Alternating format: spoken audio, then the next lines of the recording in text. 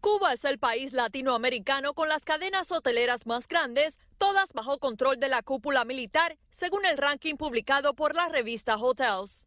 Se trata de las empresas Cuba Gaviota, Cubanacán y Gran Caribe, con más de 33.500 habitaciones en todo el país y administradas por las Fuerzas Armadas Revolucionarias. Cuba antecede en el listado a México, Brasil y Panamá. Sin embargo, la isla no aparece en la relación de los principales 50 hoteles y marcas comerciales de la región. Bueno, vamos a analizar el tema. Emilio Morales es presidente de la compañía consultora de Havana Consulting Group. Gracias, Emilio, por estar aquí. Pablo de Cuba, abogado, economista, también me acompaña. Muy buenas noches, bienvenido al programa. Estábamos conversando aquí en Comerciales y ustedes como que no están de acuerdo con el informe que saca Hotels. ¿No creen que ha sido...? No, no es Hotels. Martín Noticias hace un artículo donde maneja mal las estadísticas. Exacto. Maneja mal los números. Los números... O sea, hay una mala interpretación de lo que dice Hotels. Yo creo. Bueno, en primer lugar hay que aclarar que Grupo Gaesa solo tiene Gaviota. Gran Caribe, Cubanacán, Isla Azul Hoteles y Abaguanex son hoteles que no pertenecen a Grupo Gaesa. O sea, es decir, un poco de estamos hablando de 5 compañías, una sola pertenece a Gaesa. Sí. Bueno, dicho esto, explíqueme un poco, Gaviota, Cubanacán, Gran Caribe, ¿qué son, Pablo? Mira, Gaviota...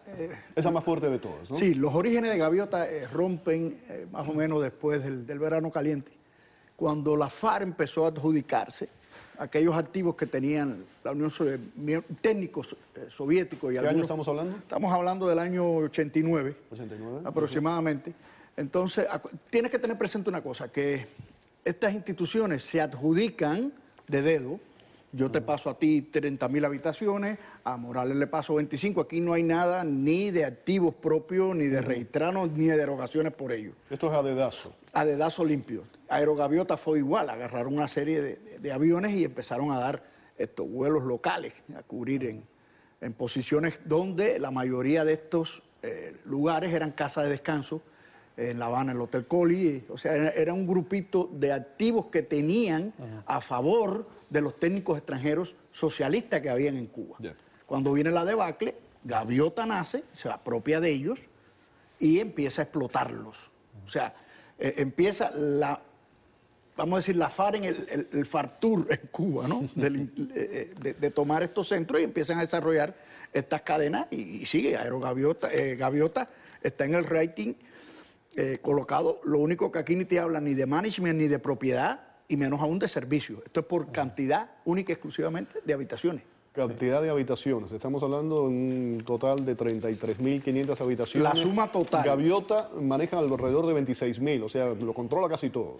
Sí, Gaviota... Bueno, ahí tengo esos números. Gaviota con 21.665, Cubanacán 7.678, Gran Caribe 4.349 y el total que aparece de la suma pues, de esas tres compañías. De nuevo, eso surge en el año 90 aproximadamente, bueno, en el 89-90. En la década del 90, después Sí, que se despenaliza la tenencia de dólares, que Cuba abre el mercado de turismo y abre el mercado de las empresas mixtas, es que es la gran década del turismo en Cuba, donde se hacen las grandes inversiones y donde Cubanacán en esa época era la líder. Gaviota tenía un pequeño espacio que más bien fue usada para autofinanciar las Fuerzas Armadas. Era igual que las TRD, que es la cadena minorista que está en el mercado. Ese fue el origen. ¿Hoy día se sigue utilizando para lo mismo? Bueno, sí. Las Fuerzas Armadas no tienen otra fuente de financiamiento. Ya perdieron los 300 millones que pagaban por la base Lourdes. Entonces, ellos tenían que buscar una fuente de financiamiento. Entonces, lo que pasa es que Gaviota, en la década del 2000, a finales de la década del 2000, empieza a tomar más fuerza al entrar un coronel a dirigir el Ministerio de Turismo, Marrero, que es el actual ministro de Turismo, le empiezan a dar más poderes a Gaviota. Entonces, la mayoría de las inversiones la empiezan a centrar en Gaviota. Ya Cubanacán era un holding que no solo manejaba hoteles, manejaba marinas, manejaba restaurantes, manejaba otra serie de cosas. ¿Y todo eso está registrado en Cuba? Sí, hay hoteles que registrados en Cuba y hoteles registrados fuera, porque hay muchos de esos hoteles... ¿A nombre de quién se registra eso fuera de Cuba? Bueno, mira, en el año 2001 yo dirigía una compañía en Sudáfrica y te voy a explicar lo que yo sé. Hasta ese momento las compañías en el exterior, que Cuba tenía en el exterior, las ponían a nombre de algún ministro, algún viceministro. Cuando sacaban a esas personas, el departamento jurídico de ese ministerio traspasaba esos poderes al nuevo ministro o nuevo viceministro. Pero o sea, que lo mismo que te lo daban, te lo quitaban. Sí, era como tú eres jefe, ahora tú eres responsable de esto. Pero hubo un decreto firmado por Laje que empezaron a eliminar todos esos nombramientos, y lo que hacían era que esas empresas extranjeras las ponían a nombres de otras empresas, ya no a nombres de personas. Entonces todas esas acciones... Pero esas otras empresas estaban a nombre de quién. Eso es lo que no se sabe. Ya. Entonces se hizo una gran cadena ahí, que ahí se pierde la... hay que imaginarse. Pablo. Lamentablemente, esos desastres típicos de la FARC ya se habían superado mucho tiempo antes, desde las estructuras de Corporación CIME inicialmente y de gestión empresarial externa, no GAESA, sino de gestión empresarial externa de comercio exterior. Así empezó todo. El asunto estaba en que ninguna de las empresas, como Laje la identificó del esquema privado cubano, o sea, él en una frase acabó con todo en 2 minutos, del esquema privado cubano, ninguna de esas empresas ni tenían acciones emitidas a nombre de nadie, y las acciones se custodiaban fuera de todo alcance de los políticos cubanos. Es decir, la mayoría se depositaban, por un lado, en el Banco Nacional de Cuba. Las que tenía Corporación CIME se depositaban en el Banco Financiero Internacional inicialmente. Y eran acciones a la par, es decir, no tienen valor nominal, ni había nadie, eran acciones al portador. Los holding empezaron a adecuarse después del problema, vamos a decirlo así, de Noriega, la invasión a Panamá. Empezaron a adecuarse los holdings fuera de Panamá, Belice, y las Vírgenes Británicas y otros más. Y se empezaron a poseer las empresas por otras empresas. O sea, ya la persona, la responsabilidad mía, la de él, ya desaparece. Las FARC empezó con la relación de ordeno y mando, como bien dice él, tú agarras a un hombre, le quitas el verde olivo, le pones un Cristian Dior, como yo te he dicho en otras oportunidades, y el hombre llega allí, todo el mundo se pone firme y empieza a repartir cosas y nadie se cuestiona nada. Ninguna de estas cadenas tiene un costo directo en divisa, lo que lo tienen lo pagan en pesos. O sea, es toda una, ¿cómo te diría? Es una amalgama que ya en estos momentos está tan desgastada que lo único que tú puedes ver reflejado aquí es cantidad de habitaciones. Cantidad, más nada. Gaviota, y va a seguir creciendo Gaviota porque si quieren mañana desaparecen a Cubanacán y claro, es de Gaviota. En cuanto al tema de los servicios, que no está incluido. No, es que los servicios si lo incluyen, yo creo que el rating desaparece. Yo no sé por qué número estaría. Sí, porque ahí tendrías que enfocarte en cuál es el mercado turístico que va a Cuba. Sí, el cliente, el que paga, ¿no? Entonces ahí tienes que analizar los precios, cuál es el rating de precio de una habitación en Cuba. ¿Es un turismo barato? Sí. Turismo eminentemente barato. Mira, fíjate que en los últimos años el turismo que más dinero deja, increíblemente, es el turismo cubano-americano que va a Cuba. Que va a Cuba, exacto. Ese es el que está dejando dinero ahí. El otro no deja mucho dinero. Ahora, me hablabas de esa estructura hecha por Laje. Originalmente, ¿eso va a ir cambiando en el futuro? La pregunta es la siguiente. Tras un cambio, un colapso, una transición, la desaparición física de los Castro, lo que sea que suceda en Cuba, ¿qué pasa con el futuro de esas empresas? ¿Quién se va a asegurar que esas empresas son de quién? Mira, primero, en cualquier cambio que haya, que los activos, la propiedad de esos activos, pasen a lo que es el concepto de un Estado de Derecho, a un concepto de la libre empresa.